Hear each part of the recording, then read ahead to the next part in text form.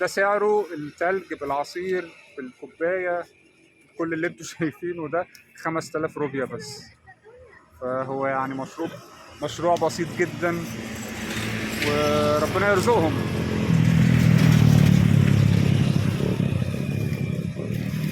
طعمه جميل جدا. طبعا القصب مفيش خلاف عليه، هو القصب معروف طعمه ايه، فالقصب مفيش خلاف عليه. انا كل لما بلاقي مشروع من المشاريع البسيطة دي بقوم مصورها لكم، عشان برضو ايه الافكار كتير وربنا يرزق الجميع. وبتقسموا نصين السكينة،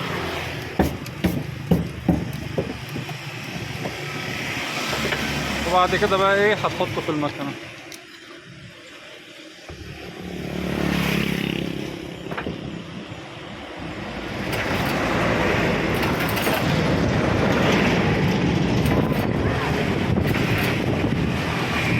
طبعا هي شغالة من غير كهرباء، ده جنريتور.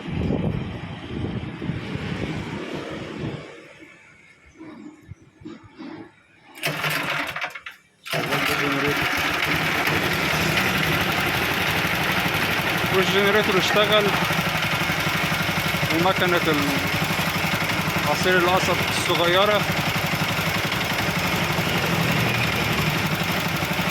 هي قسمته بقى بالطول لأن حجم المكنة صغير.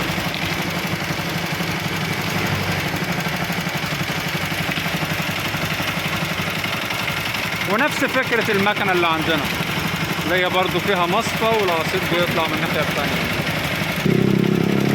والمكنة حجمها صغير زي ما انتوا شايفين، هي حطها على ستاند حديد، ومن الناحية التانية والقصب بيطلع. هو ده حجم المكنة بالظبط، صغيرة يعني قد طولها دراع مثلا. يعني انتوا شايفين الحجم بالنسبة لها، هي مكنة صغيرة جدا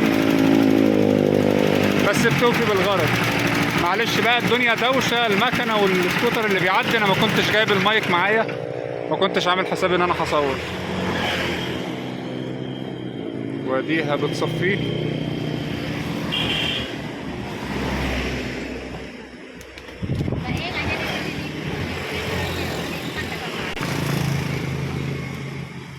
بعد كده بقى التلج،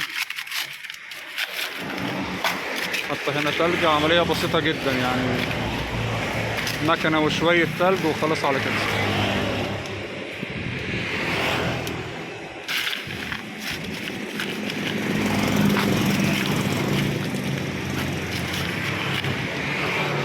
بتحط تلج في الكوباية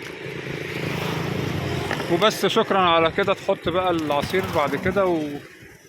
بصوا يا جماعة الموضوع بسيط جدا. هي واقفة على عربية ربع نقل. استنى ارجع شوية علشان اوريكم.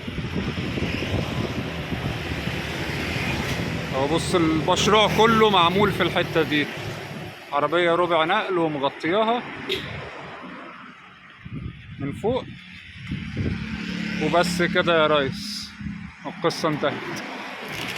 قاعدة حديد مربوطة في العربية ما شاء الله، والمكنة بتاعت العصير صغيرة. مشروع بسيط جدا. وطبعا القصب مفيش خلاف عليه، يعني كل الناس بتحبه، والاندونيسيين بيحبوا المشروبات المثلجة في العموم يعني، والسعر رخيص.